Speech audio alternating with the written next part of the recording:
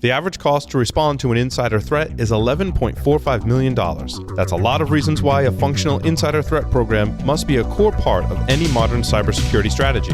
To protect your organization's sensitive data and meet compliance requirements, you need controls in place to deter, detect, and disrupt insider threats. With ECRAN system, you can meet control requirements imposed by compliance mandates all within one insider threat management platform. Get your free 30-day trial at securityweekly.com/ECRAN. That's EKRAN, and fulfill your compliance requirements. And we're back. Welcome back to Security and Compliance Weekly. Hey, a couple quick announcements. Do you want to stay on the loop on all things Security Weekly? You can do so by visiting securityweekly.com/subscribe to subscribe on your favorite podcast catcher or on our YouTube channel. Sign up our mailing list, and of course, join our Discord server, where people asked us to change hats, which is why we're doing this. Also, this Thursday, 2 days, February 4th, 11 a.m. Eastern Time, we are going to have our first technical training in 2021, where you'll learn how to manage insider risks in the work from anywhere world. You can do so by registering at securityweekly.com/webcasts. And of course, if you missed any of our previous webcasts and technical trainings, you can find them all at securityweekly.com/on-demand. All right, I got to take this off. I can't talk and balance this thing. Oh, you can totally do it. What's wrong? Come on. It's you distracting. Can totally do it. I refuse. I'm going to do what I want to. All right. So we're shifting gears in theory, and we're going to try to talk about maybe how to fix the problem. But I wanted to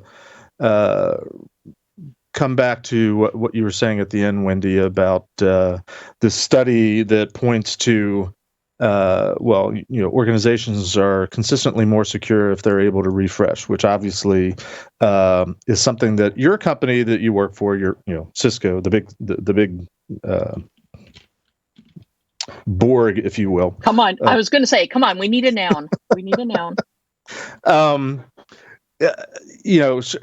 That's a convenient finding for companies that are encouraging everybody to, buy all the stuff and buy it early and often and so on and so forth. But it's interesting, and I don't mean to pick on Cisco at all, although I actually do love to pick on Cisco, mostly because I can remember sitting in the pit, the office where I was doing pen testing back at NSA in the mid 90s, having a discussion with folks about Cisco.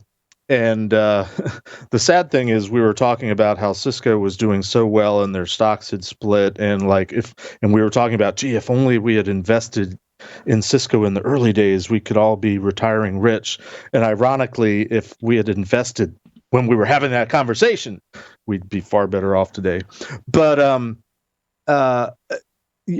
Cisco was not the only large company back in the early days of this, internet.com, e-commerce, what came to be known as cybersecurity. Lots of big companies, lots of IT companies, acquired lots of companies, tried to bring security in underneath their suite of products and services, mostly products. It's not a new thing. Back in the early days, it was, Cisco. I think Cisco was the first. Their first strategic acquisition of a security company, if I'm not mistaken, was the Wheel Group. And the Wheel Group was the first commercial company to sell a security product, and they existed all of about 15 months before I think Cisco acquired them. I remember the Wheel Group. Yeah, I remember working with them. But computer associates, network associates, everybody was in the game. IBM, they eventually acquired ISS. And I know lots of people that work at Cisco, and I always tease them like, why are you working at Cisco? Is Cisco trying to get into the security game? They're not a security company, are they? And to all your Cisco handlers, I apologize. And I was going to say, actually, guess what? In terms of, and these aren't our numbers, but according to analyses, Cisco, in terms of revenue, is the largest security company in the world. That's fascinating. actually are. And yet most people don't know Cisco as a security company. Right. Which is fascinating. But getting back to what you were saying about, the technology refresh, yeah, that would be great if everybody can do it. And we talked about this the other day on our little planning call. In the PCI world, I work with merchants, retailers. They have thousands of locations all over the country, whether they're franchised or company owned. And the idea that they're going to swap out the computers that serve as their checkout, what we used to call cash registers, us old timers, the idea that they got to refresh the technology every 18 months is not going to happen. They want to keep their when I was, and it's been a few years, but when I'm going out looking at checkout lanes for national retailers, ones that you've heard of, I'm not going to mention names on the air, but to find out that their self-service checkout lanes are being run by, and Paul and I talk about this all the time because he serviced these things, the OS, was it 4690? It's sort of a cross between DOS and mainframe, old as the hills, or Windows 2000 or Windows XP later on, what the point of sale machines are running on. They want to get their 10, 15 years use out of them, and yet you say technology refresh. Now I can see both sides of the argument, because I have often told my retail customers, I feel your pain, you want to buy things to last forever, but do you remember when you used to have people come through your checkout lane, and when they presented a credit card, first you had to get out the manual knuckle buster device, swipe the card, then you had to turn around, get on the phone, call an 800 number, and I'm old enough to remember when you actually talked to an operator where you'd read the sale amount, you read off the credit card number, the expiration date, and you wait, and they would give you the authorization back. On a good day, that was taking 2 or 3 minutes. Now but now you were enjoying, putting people through the line, swipe the card, wait a few seconds, got the authorization, you're good to go. And I've always said to them, or I often would say to them, look, you have the opportunity to generate more revenue much more quickly. That's something that technology has done for you. I apologize that nobody ever told you that all that technology advancement that enables you to generate more income and revenue comes at a cost. So my question to you is this part of the equation, how we solve the problem, is trying to teach companies that, while they, technology is here to stay, the issues of security and perhaps the poverty line are here to stay. Is there something to be said for educating them and helping them to have a more realistic, pragmatic viewpoint on the cost of technology, to include what it means and what it takes to secure the technology? Oh, that's a really long question. Let me throw. It's what I do. I'm sorry. I know. Let me throw a monkey whiskey wrench into the discussion and throw out some more from this security outcomes study that we did. Another thing that we did was we took all the security practices that we were asking our respondents about, 25 of them, and we fit them into the NIST cybersecurity framework buckets of identify, protect, detect, respond, and recover. And we did the correlation analysis, and we found that there were some of these buckets whose practices correlated more heavily with successful outcomes and some that correlated less. One of the ones that correlated less was the protect practices. It came in second to last. And I'll sit there and let that explode your head for a minute. The one bucket that correlated the most with successful security outcomes was the identify bucket. The practices that are involved with identifying what you have had the most influence on success. And if you think of it that way,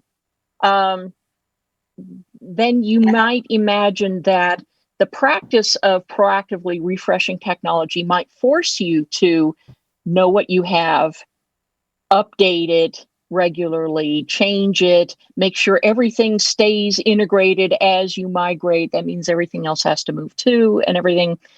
So you can make an argument for why this would be so.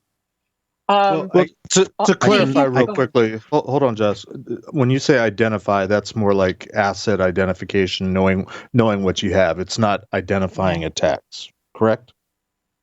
It's not. Yes. It's not detection. Okay, I just want to make sure. Go ahead, Josh. Yeah, that's different from detection. Mm-hmm. So So when you say identify, I apologize, Wendy. I'm sorry. I've got to ask this, and I've got to sort of comment on this as well. When you say identify, and as Jeff clarified, it's knowing what you have, and that means that shadow IT gets identified, that forgotten FTP servers, Heartland, get found, that you don't have outdated, unpatched, God knows what floating around in your world, in your universe. And so it actually makes sense that when you talk about identify, you're managing your configuration management, so everything should be stigged or hardened or whatever. You're managing your change management just to keep up with it, so that makes sense too. So to be honest with you, that intuitively, I get it. That makes sense to me.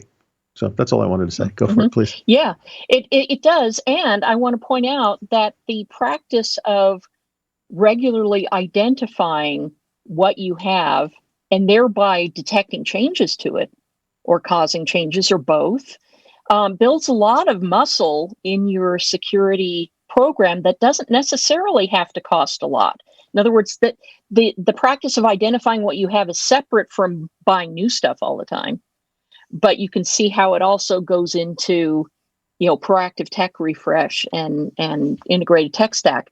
So the one big answer that I have to throw out there is, how can organizations proactively be refreshing stuff all the time when it's not in their best interest from a business standpoint to be investing, all the time for what seems to be gratuitous refreshes? And the answer might be cloud. That those organizations. No, there's a bigger answer.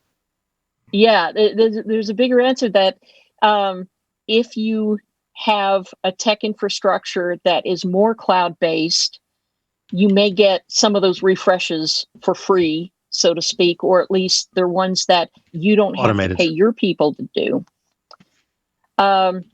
Is this an answer across the board? Maybe not. Sorry, Kat, what were you going to say? I was going to say, and you can automatically track your assets or whatever better with the AWS API even into your own tools. Yeah, it makes sense. And I was going to also say that asset discovery, it's basic knowing how can you protect something that you don't even know exists within your organization, right? That's crazy. So yeah, and it's harder than it sounds. Asset inventory is a lot harder. But it's not undoable, and if you really concentrate on that, I think it's right. You can protect a lot, just by simply knowing what you have out there. Makes sense to me. Makes sense. Right, but the harder thing for most technologists is to actually understand why a business decision is being made. Yeah. So earlier or just a couple seconds ago, sorry, not earlier, you were talking about all of these things that accumulate from a security perspective, but the real bigger issue is what does budget look like? Are we in a spend it or lose it situation, or are we in a spend it, accrue it situation? What does the business dictate as its policies that match budgetary restrictions? That's right. And so much depends on your type of organization, on your vertical.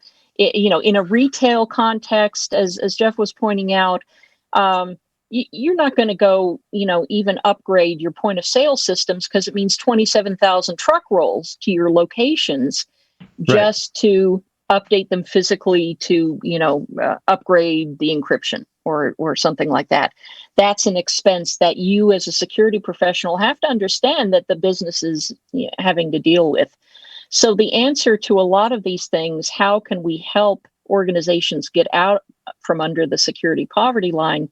The answers are going to be different, but I think thanks to some of the data that we're starting to collect with things like our security outcome survey, we might have some threads to pull on to say, well, if you've got a lot of money, invest it in refreshing your technology. If you don't, maybe try to, see if you can simplify, see if you can cloudify some of the things that you have. Do you really need to run your own email servers? Maybe not. But you have to remember though that the cloud is just someone else's computer. That's right. That's right. And for the cloud to advance and say, hey, we're the best, right? They constantly have to be doing refreshes and showing that they're out in front of as many problems as possible while still extending the cloud into your environment. There are certain cloud organizations that will give you all of these free tools. I'm not going to name it. That will give you all of these free tools, watch what you're doing, and then duplicate what you've done in your environment up in the cloud and still screw up the implementation. So, what's the saying? It's flattering if somebody copies you. You're doing something right. Yeah. So, how do businesses go about being able to diagnose, finding out what you don't know, versus what are budgetary constraints and so on and so forth from a business level down? I think a little bit of insight into that would be very illuminating, especially, Wendy, for you with what you've seen. Does that make sense? Is this study published? Is this available for? It's available. It's even available for free download. You do not have to give up any PII to get it. Oh, nice. If you go to cisco.com/go/security outcomes, you will see the report there for free download. There's also an interactive version of the matrix there of the 25 security practices against the 11 security outcomes and showing which ones correlate more highly, where you're more likely, statistically speaking, to be able to accomplish them. So that's there a red pill and a blue pill option to click on that matrix? No, we forgot that. I'm sorry. But when you look at that and you see, yet tech refresh ain't going to happen. There are other practices where you can say, well, if what we're trying to do is retain talent, there are some other practices we can do that don't cost as much. That sounds really cool. You can toggle different scenarios to different problems, to different solutions, kind of a thing, and see what within the study, what your risk percentage is there. That sounds really cool. Yeah. And for those of you who are in the Discord server, we just put the link up there. Oh, thank you. Thanks very much. And for those of us in the Discord server, we saw it. Mm-hmm. I'm curious though, Wendy, that I would think that there's a certain element of this, categorizing companies and organizations that fall under the poverty line. There's those that, while you have a tremendous resource like this available, thank you, Cisco. Thank you, Wendy. There's certain organizations out there that are so clueless and wrapped around trying to avoid security, compliance, PCI, whatever, that they're not even going to know that type of resource is out there. They don't know what they don't know, which to me is like the worst kind of poverty. You don't even know how poor you are because you don't know what's available out there to help you. They're completely conditioned to what I call minimizing or avoiding or dodging compliance and therefore security. How do we reach the masses with the message that there's more things to do than just spend money? Yeah, that's another really good question. How do we reach the masses, and how do we teach them without lecturing them, without yelling at them? Because again, they're focused on their business, and if we can make security ideas and actions business friendly and go to them and say, you can get these other things that will help your business alongside being more secure if you just do this sort of thing. I do know of security practitioners who go to Chamber of Commerce meetings, for example, to talk to organizations about security. And they're usually really grateful because they have lots of questions as to what they can do. But it is a problem. And, just as with real world poverty, you put off managing a lot of risks if you can't afford them. And it's the same with security poverty. It's amazing how high your risk tolerance will get when you don't have the capability or you don't have the budget. So, what can we do besides educating? Because again, sometimes they don't know what they don't know, but sometimes they do. And they may disagree with you on the probability of it happening, which is why startups don't go out and hire a CISO right out of the bat. They're busy trying to get their product up and sold. But there's Definitely. also the usually those CEOs or those founders of those startups, they actually, I feel like a good way to get them, at least from like a Bay Area perspective, is to inspire them to care about this stuff early and often. And there are, so kind of like an answer to the how do you get your message out to the world? Maybe like Y Combinators or some things like that.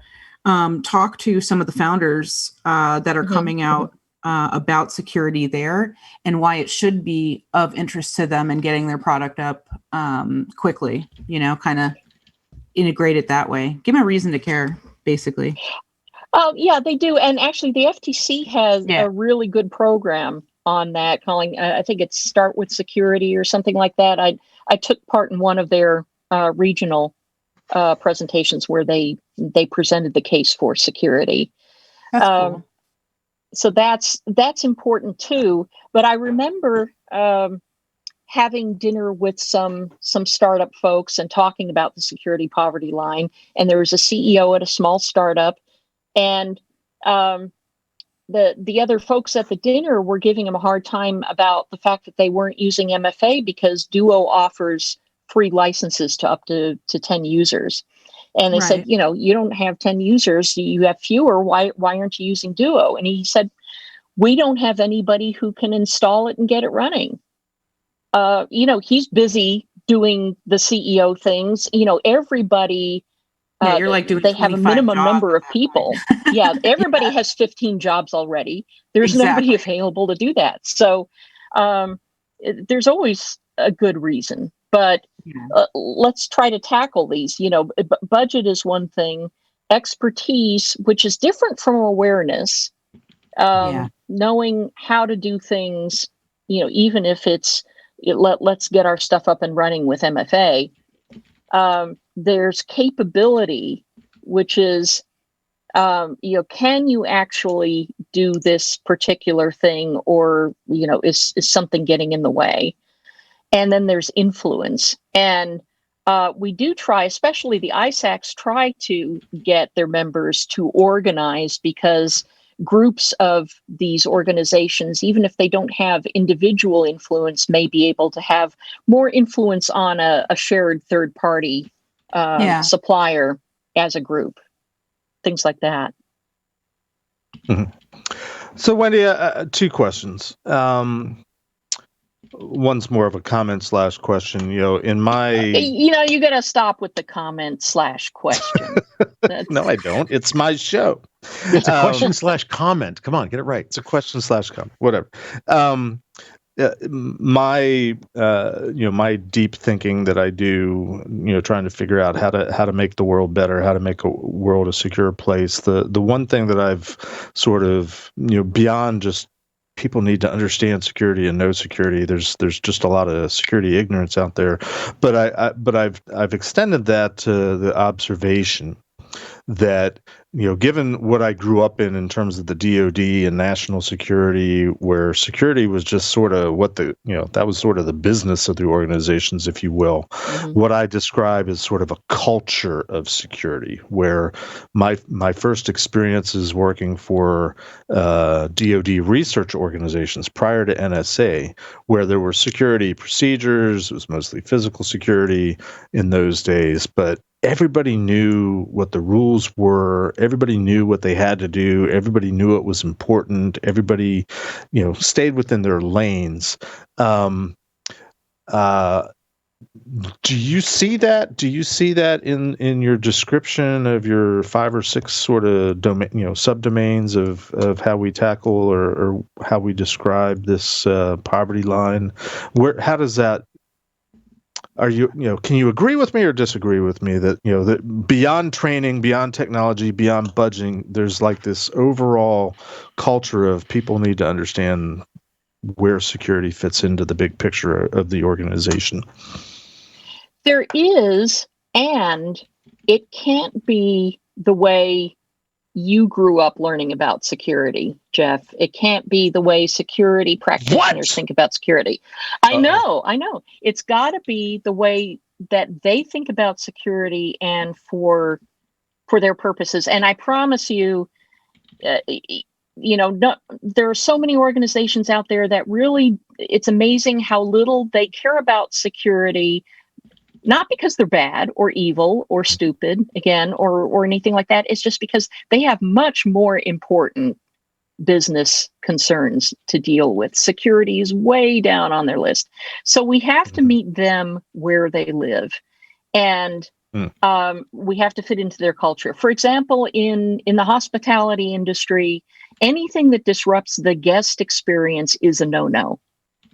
They do not care, if MFA is the best thing in the world to use. If it annoys their users, if it annoys their guests, they're not going to use it.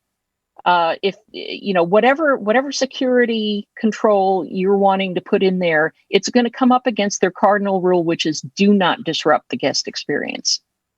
There was another example that I was going to bring up, but anyway, you have to meet them where they live, and the security has to be something that they can easily deal with, not that they have to be educated with 25 SANS courses to finally appreciate, how to protect what's important to them.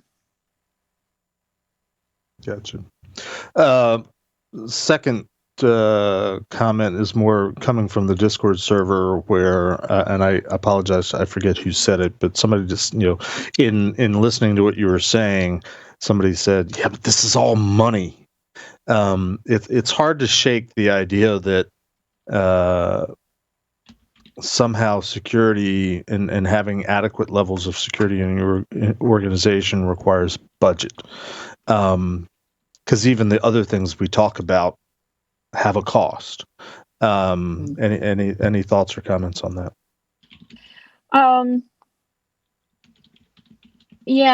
Again, it is in a lot of cases, in the bottom line, a question of money, but the money comes in many different colors, and money is leverage. Money is priority. And if you do not match the priorities of the business, you're not going to get that money. In healthcare, availability always trumps security. Always, always, always, always. As I heard a doctor say, he did not want to see his patient dying on the gurney with their privacy intact. So, you are never going to get past, well, this is really important for security. Great. I don't care. I need to be able to, to get into the system and save this patient. So yes, it is budget, but the budget it's all different colors of money, if that makes sense. That does make sense. Yeah. Just kind of match their priorities, whatever that industry context is or business specific context is. And just kind of slide security in there is basically what I'm hearing. Right. Yeah. Yeah. But I'm ready to argue. We have to teach them that their priorities are wrong. Don't they understand that security is number one, that there is nothing else? They sign your paycheck. Jeff, the answer is no. And this actually make echoes the decision, not you. Scott, they sign your paycheck. They make the decision, not you. It echoes exactly what I've been saying this entire two episodes that we've been doing. Everything comes down to a budget money decision. absolutely everything we do. And a lot of technologists can't understand that decision and why it's been made the way that it's been made, to be able to put money in this bucket of security versus the bucket of sales versus the bucket of marketing. Right. If you really want to understand how businesses do this, understand the cash flow. Yeah. Mm-hmm. And the timing. The timing is really important, because when a startup starts up and it's two people in a garage, are they going to hire a CISO? No. Are they going to hire this insider threat attack detector thing that costs, $500,000? No. They're going to, and if they're lucky, they're going to acquire the security that they need right before they need it. That's the trick, is figuring out right before they need it. Because if it costs you $1 million a year to run a security program, and you don't get breached until your second year, and you only lost $500,000 as a result of that breach, right, you came out ahead. Business-wise, you made the right call. So, think on that for a while. Well, when it comes down to, just strictly a financial decision, I've had clients in the past within the PCI world that were not PCI compliant. We would assess them every year, give them we called a RONC, a report of non-compliance. But they had it like as a line item, whatever fines that they were paying, that was just part of the cost of doing business, because they knew they were going to take 3 to 5 years to get to the point where they were going to be compliant with PCI DSS. They just built it into their budget, and that's anathema to me, coming from where I come from. But it's also a sound business decision, because at the end of the day, if it's all about money, the general rule of thumb is do what's cheapest, because that whether you're a publicly traded company or whether you're a private company, you're trying to increase profitability. So it all comes down to what's the cheapest. Yeah, but PCI isn't always the end all be all answer to absolutely everything. As much as you want to say that PCI is it, right? It's not. You really have to find what fits for your business. A lot of companies feel that the NIST CSF is a great way to start out, and they may graduate to a higher compliance, like 853, 172, CMMC, which is just coming out, or PCI. Unfortunately, a lot of businesses don't. You're just trying to run the score up, so I'm gonna. Oh, I am. A lot of businesses don't see PCI as being the place that you start. Right? It's not like it's never pen test. Okay. It's never really been. PCI. You know what? I'm not even trying to keep up with that, because you're just going to hear a whole bunch of things. But it's never really been touted as the first place that a company should go as they're coming out of startup mode into full functioning mid-level business, whether it's with investor funding, outside funding, or they're bootstrapping it. So how do we dispel startups with a business to business kind of model where they're offering a product like that? Like, a lot of their sales actually depend on SOC 2, where that's a little bit more flexible, but you can get them to a baseline kind of a deal. So a lot of the startups, at least what I'm seeing, is they'll come out doing SOC 2 first. And the reason being is because with the vendor risk assessments that a lot of, companies out here need to be doing because of SOC 2, they'll actually, kind of ask for the SOC 2 report when they're about to do business and they're doing a vendor risk assessment with this brand new startup vendor. So I've been seeing a lot of startups do stuff like that. Yeah, I've seen it too. As an analyst, I've seen organizations that were not required to comply with PCI DSS, but when they ask for a shopping list and they say, "What should we do?" a lot of them just say, the PCI DSS list looks pretty good for a start. Let's just start there and then see what we need to add on to it. So I have seen that happen quite a bit. Amen. Well, and that's because, Wendy, the PCI DSS is built on a set of security goals that are fairly static. They don't change regardless of the technology. So if you look at the PCI data security standard as a framework for how would you do the security things in your organization, it's a pretty good litmus test. And to Scott's point, it doesn't matter whether you like it or not. If you're subject to it, you gotta follow it. I'm not disputing that. I'm not disputing that. What I'm disputing is the fact that it has never, by the council, been touted as the first place you start. Well, hi, council. I love you. If anybody's listening, the council has what? I called him a liar. Not lying. They're coming from their own perspective. Exaggerating. They are built from the participating organizations that care about this the most, which is the card brands, and so they're doing ultimately what's best for the card brands, isn't ultimately necessarily what's best for all the parties involved. Yeah, but if they're in such a stoic position to be able to shift the way the business does compliance, whatever it is, why don't they take the proactive approach and say, listen, as a small business, you need to look at these 5 things and they'll help you out with your security towards maturity? Well, they've done that. They've taken it. To their credit, they have acknowledged the biggest problem. And Wendy, I would love to hear your take on this, since you've kind of been around this industry for many years. The biggest problem with the PCI, what I would call ecosystem, is it sort of addresses the poverty line issue, or it's a case in point. The focus of PCI is on roughly 1% of organizations out there. The expertise, the consultative judgment call on whether you're compliant or not always falls to the QSA, but literally 99% of the companies that have to do PCI compliance don't have to talk to a QSA. And like we've said, if you don't have to do it, you're not going to do it because it costs money, and why spend money that you don't have to spend? So the biggest problem with PCI is so many of the organizations that have to follow it, are required to follow it, don't have the benefit of what was designed into the system, which is talk to an expert, which in the context of PCI is a QSA. That to me, you're saying PCI needs to change. You're saying PCI needs to change then. Always needs to change, absolutely needs to change. And they've acknowledged that, and they've made pretty decent attempts at acknowledging that gap, that chasm that exists, and they try to work better. They have a prioritized approach to PCI for small merchants that don't have the benefit of, PCI is an all or nothing. It's pass fail. You're doing everything this or you're not compliant. Well, so they have the prioritized approach. Where do you get started? What do you do first? What's the biggest bang for the buck type of thing? And so can we equate this to the hardware refresh that we were talking about earlier?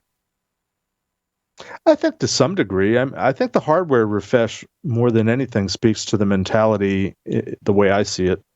And I want to get Wendy's thoughts on this, obviously. Is that the perception of security is largely either somebody else is doing it for me, so I don't have to think about it, or pragmatically some technology, it's built into whatever it is that I'm using, so I don't have to worry about it. Well, first off, and I have to change again for this. I love it. Because I work for Vanilla. So the first of all, it's not just hardware refresh. The way we asked the question was technology and security refresh. So that covers a lot of ground, and there's a lot of areas for further research into if it's true that really does correlate with successful program outcomes. Which technology matters more? What has a bigger effect? Is it technology or just security? Can we get away with just refreshing security, or does it have to be underlying technology too? Is it more software? Is it more hardware? There's a lot, where we could go on top of that. But I think, Jeff, you and Scott, you both put your finger on the issue with PCI, with PCI DSS, and that is that the card industry is managing a risk to their industry by requiring certain security controls and behaviors from the merchants that they work with. Mm-hmm. And so and when you think about, they're managing their risk, they're not managing the merchant's risk necessarily. Right. Ultimately, although if that's a side effect, if there's a trickle down risk management effect, that's great, which I think everybody hopes for when they do adopt the requirements. But we always have to keep that in mind. Who are we ultimately managing the biggest risk to, and what externalities are we leaving out?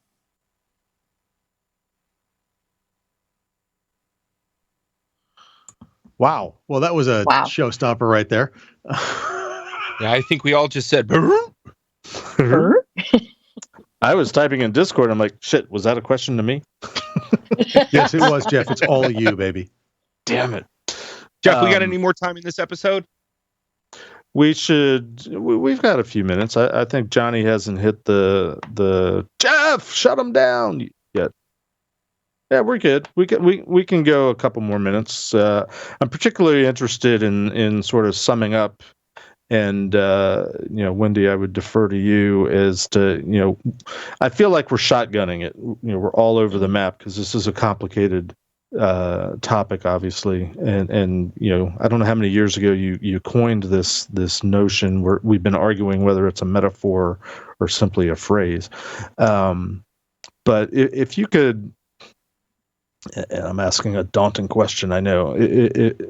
Give us a listicle. What are the top 3, top 5 things to worry about or to focus on in terms of trying to tackle this problem? And in asking that, I guess, if you're below the poverty line, is there a whole lot you can do about it? I think the question is more to us as practitioners in our various walks, whether we're doers working for companies or whether we're assessors, auditors, advisors, representatives of technology companies or whatever in the security field. I think the question is more to us that see the need.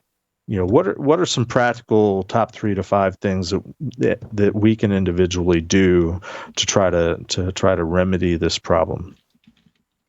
Okay, so I coined this about 10 years ago, and the more I've thought about it and talked to people about it, the more I've realized that we don't understand the issue fully. I believe that this is as complicated to solve as, for example, in the United States, healthcare reform. I think there are economic issues involved, there are technological ones, there are political ones, psychological ones, you name it. So it is a huge dynamic that needs a lot of different work. Having said that, for those who are trying to address it, just realize that it is not as simple as saying we're going to, put out a cheap or free edition of our software and that will solve everything. You are? Thank you. Yeah, we already are. We already got that, but that's not going to help. What we can do as practitioners is, first of all, recognize that this exists, not blame the organizations for things that they may be trapped in, but try to help them with our expertise, try to help them gain more influence, try to redesign security so that it is not as complicated and costly, and try, if we can, to help organizations move to instantiations of their technology that are going to be easier for them to secure in the long run. And if that means doing something like moving to the cloud, or everybody in an industry standardizing on one type of software that we can then work harder to secure, I think there's so many different options on the table that we might as well shotgun it. And but keep looking at data, keep looking at studies to see what we think is what appears to be working as opposed to what we would love to think is going to work. Burn the internet down and start from scratch. There you go. Just like that. Teensy bit extreme. Teensy bit extreme. Burn it to the ground. I mean, think about it. If we burn it to the ground, we start from scratch. We already know all the problems that the current internet has that we've tried to fix with DNSSEC and other things. Why not? You know, we can build a whole instead new of set of burning it. problems. Josh, here's the problem though. We're already patching. Patches get missed constantly as it stands. Why not just burn the dang thing to the ground and start over? Not so much with cloud infrastructure. It just constantly reboots, you know. So it has the latest of everything anyway when it comes back up. But I get what you're saying, yeah. Well, it's a fascinating topic. I think it's one it resonates with all of us because we all see it. We see it manifested in many different ways. Those of us that maybe are a little bit older and have been, seen a few more things, perhaps we're a little bit more jaded about what we see. I certainly haven't given up. That's sort of the mantra of the cabal or the curmudgeons is we're old and crotchety and we've seen it all, but we haven't completely given up hope. We're still trying to make a difference and trying to change things. Certainly an interesting discussion. And I appreciate from the bottom of my heart, Wendy, and I think I speak for all of us, you coming on and talking to us and letting us focus on this topic because Josh brings it up like every other show that we do. I'm sorry, but it's a great concept. It explains so much about what we have as problems in our world. And so, Wendy, forgive me, I use it all the time. Well, thank you, Josh. I can attest to the fact that he always credits you. He never once has not mentioned your name with it. So thank you so much for joining us today. I hope everyone has, if not gotten something out of it, at least gotten something that makes them think a little bit more. Because we're all in this together at the end of the day, whether you're security or compliance or somewhere in between. We're all trying to tackle the same fundamental problem for our organizations and our customers. And the more we talk, the more we reflect, hopefully the more we move the ball down the field. Sorry to use a sports metaphor. So that's going to wrap us today. For those that are able, please join us shortly in the Discord server after party. I think, Wendy, you've got a few minutes. You can join us, and we can cut out the middleman and let some of our listeners ask you questions directly.